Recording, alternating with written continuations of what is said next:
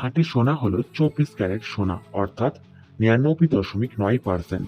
কিন্তু সোনার গহনা তৈরি করা হয় 22 ক্যারেট সোনা দিয়ে, অর্থাৎ 91.6% সোনা। নাম্বার 2, খাঁটি সোনা কিনবেন অথচ হলমার্ক দেখে কিনবেন না, এতে করে আপনি ঠকে যাবেন। তাই সোনা কেনার আগে অবশ্যই BIS হলমার্ক দেখে কিনবেন। এই সোনা হলো খাঁটি সোনা এবং সরকারিভাবে পরীক্ষিত।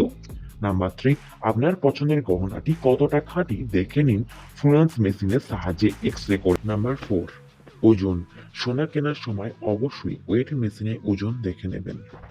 নাম্বার 5, যে দোকান থেকে সোনা কিনবেন সেই দোকান থেকে বিল অবশ্যই নিয়ে নেবেন। সেটা সঠিক কিনা দোকান থেকে বেরোবার আগে দেখে নিন।